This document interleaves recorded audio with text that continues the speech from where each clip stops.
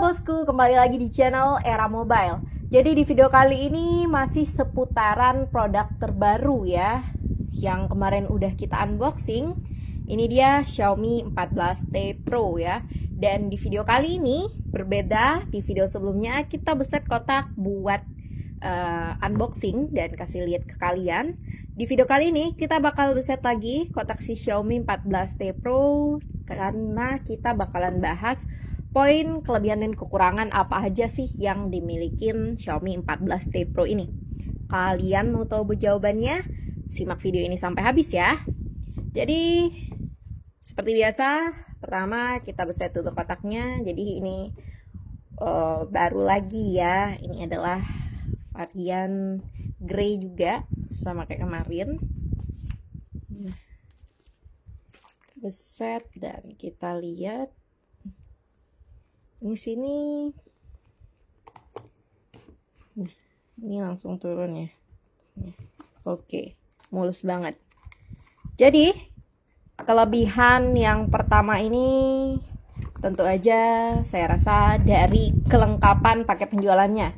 Di sini kita selalu dikasih ucapan terima kasih ya dari Xiaomi di setiap produknya, karena kita udah memilih produk mereka ya dari sekian banyak produk. Di sini untuk kelengkapannya kalian bisa lihat sendiri yang kita bahas kemarin. Ada pelindung bodinya, case kita udah dapet. Terus di device udah terpasang si anti gores ya. Ini kalian bisa lihat. Nah, ini udah terpasang anti gores langsung ya.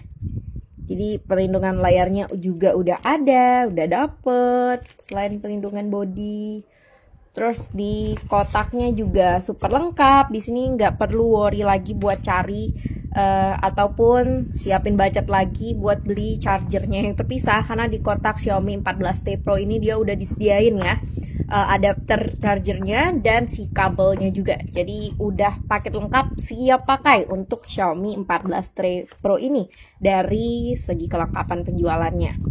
Terus di poin kelebihan yang kedua, ini kita bahas sambil settingnya. Yang poin kelebihan kedua tentu aja dari bagian desain. Sini kalian bisa lihat sendiri ya.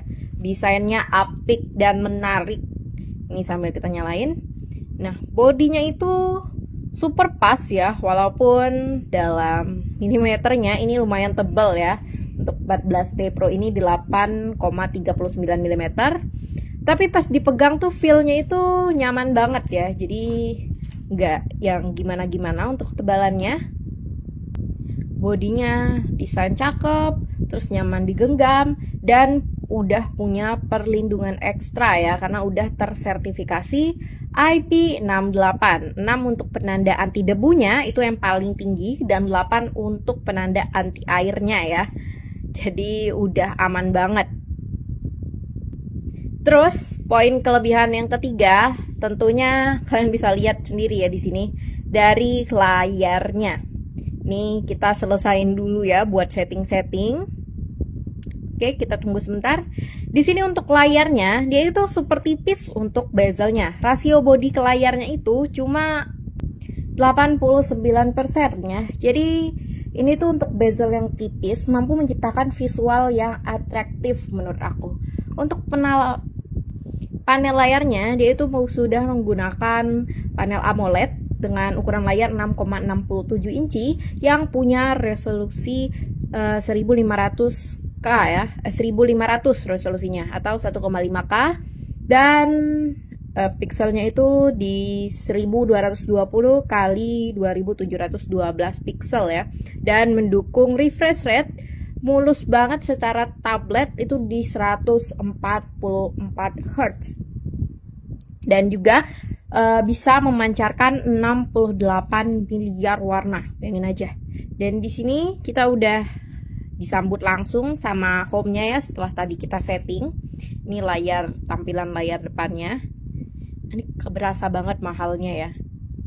Dan gak perihal resolusinya, layar ini tuh juga udah gak worry lagi kalau dipakai di bawah terik matahari, karena kecerahan puncaknya itu bisa sampai di 4000 nits ya.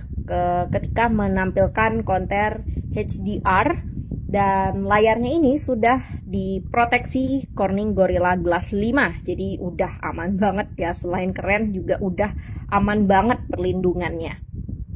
Terus di poin kelebihan yang berikutnya itu dari performa. Ini udah kelebihan yang keempat ya. Performanya itu udah nggak diraguin lagi dengan titelnya si kelas high-end. Itu dia sudah punya performa yang emang udah kelas atas ya, nggak bisa didebatin lagi, nggak bisa disangka lagi, ini performanya nggak kaleng-kaleng.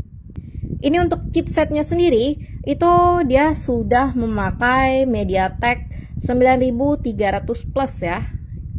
Di sini kita bisa lihat. Nah, dan fabrikasinya itu di 4 nanometer, dan chipset ini juga sudah digunakan di perangkat kelas atas sekelas Samsung Galaxy Tab ya. Jadi sekelas Tab S10 Ultra dan Vivo X100S Pro itu juga memakai chipset yang sama ya. Di Dimensity 9300 Plus ini juga memiliki konstruksi yang unik ya. Jadi udah keren banget dari otaknya HP ini. Dan walaupun otaknya itu sekeren itu, mesin-mesinnya juga tentu udah dukung ya, karena si Xiaomi 14T Pro ini juga dioptimalin dengan komponen thermal Xiaomi 3D Ice Loop ya, yaitu bertugas membuang panas yang dihasilkan dari mekanisme atau looping di Xiaomi 14T Pro ini. Jadi nggak asal-asalan ya naruh perangkat yang optimal, tapi untuk perangkat supportnya juga diberi ya untuk mengoptimalkan hasil dari kerja chipset yang kenceng tadi. Terus lanjut ke poin kelebihan berikutnya, yang kelima itu dari kamera tentunya. Di sini nggak main-main ya, Xiaomi 14T Pro ngasih kita logo Leica di kotaknya, dan di sini juga ada tertulis gede ya di bagian tengah kameranya itu Leica. Karena emang hasil kameranya juga nggak main-main, nggak asal nyantumin logo Leica aja. Karena hasilnya juga sesuai ekspektasi ya. Bagian belakang Xiaomi 14T Pro ini terpasang 3 kamera ya.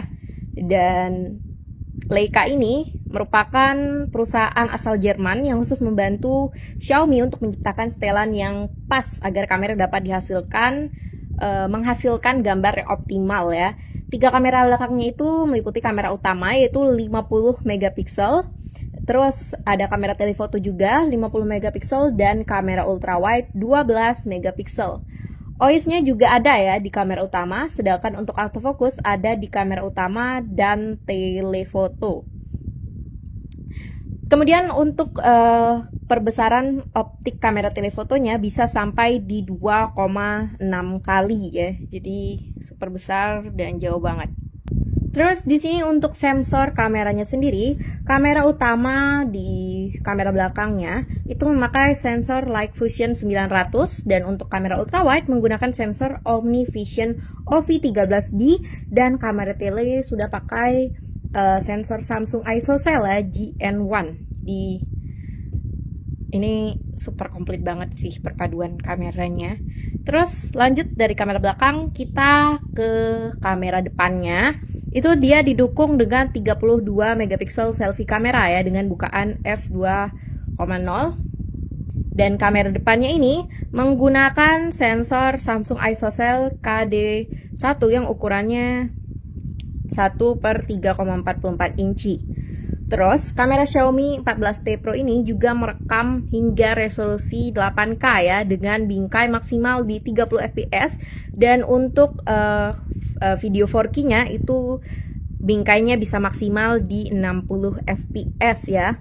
Dan untuk kamera ultrawide dan kamera depannya dapat ciptakan video 4K 30 fps dan 1080 pixel 60 fps. Nah, selain hardware-nya yang keren di sistem fotografi dan videografi, HP Xiaomi 14T Pro ini juga didukung dengan Xiaomi AISP ya, yaitu adalah software yang ada di HyperOS untuk mengoptimalkan GPU, NPU, dan ISP agar hasil tangkapan gambar dan videonya jadi lebih baik. Jadi kalian bisa bayangin ya, untuk kamera 14T Pro ini super maksimal ya. Jadi sudah didukung dengan hardware dan software yang canggih banget. Lanjut dari kameranya, kita beralih ke poin kelebihan yang berikutnya, yaitu dari daya tahan baterai dan ngecasnya ya. Ngecasnya itu nggak worry lama BTW. Untuk besaran baterainya sendiri itu di 5000 mAh besaran baterai umum, dan Xiaomi udah ngeklaim bahwa baterai ini bisa mampu hingga 15,7 jam ya untuk dipakai secara terus-menerus, gak henti-henti. Jadi kalian gak ada istirahatnya ya, HP itu bisa pakai di 15,7 jam. Dan untuk pengecasannya juga ini udah dukung banget ya buat kalian gak bisa lepas-lepas dari handphone dari pagi ke malam. Itu pengecasannya di 120 watt fast charging, jadi sebentar aja udah terisi penuh ya, sekitar 23 menit dari 0 ke 100%. Jadi tinggal HP kalian tuh dicas sambil mandi aja, pas selesai mandi tuh baterainya udah penuh, jadi udah siap dipakai lagi, siap produktif lagi buat aktivitas di handphone Xiaomi 14T Pro ini. Terus dari baterainya kita beralih poin kelebihan terakhir, itu menurut saya di perangkat lunaknya ya, atau softwarenya. Karena software 14T Pro ini sudah ada jaminan perbaruan panjang ya, dan 14T Pro ini juga sudah menggunakan sistem Android 14 yang punya antarmuka HyperOS yang masih mirip-mirip aja sih sebenarnya dengan MIUI.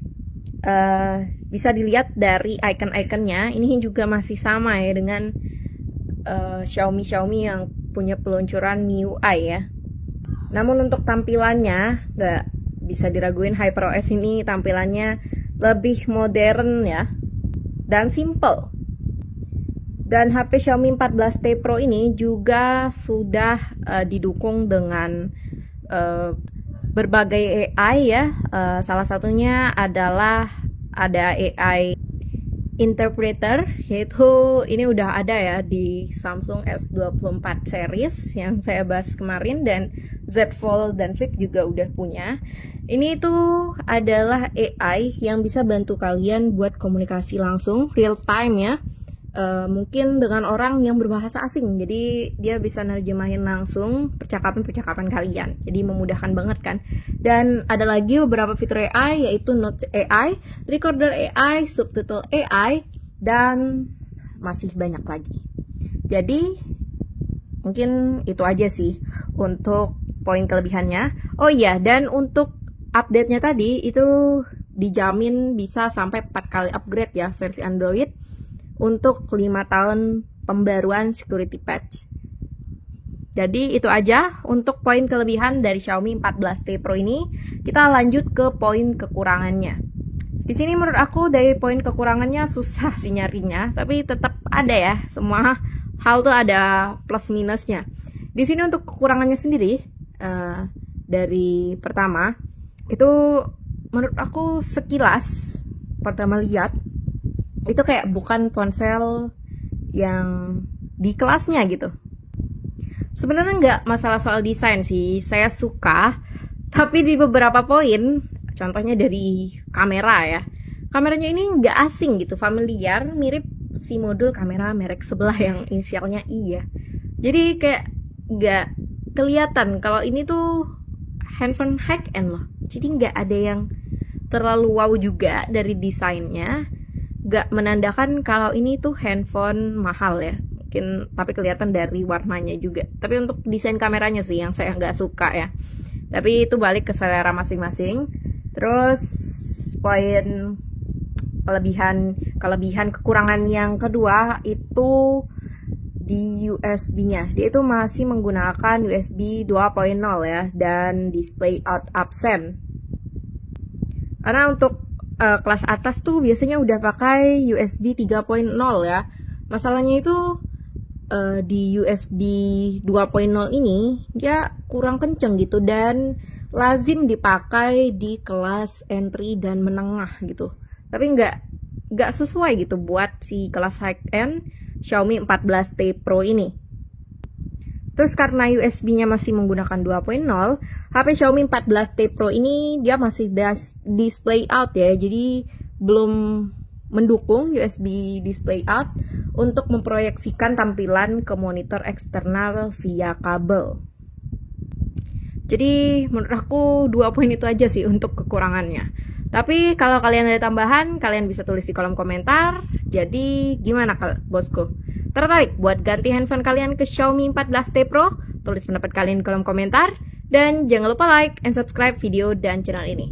Terima kasih bosku. Dadah. Sampai berjumpa di video selanjutnya.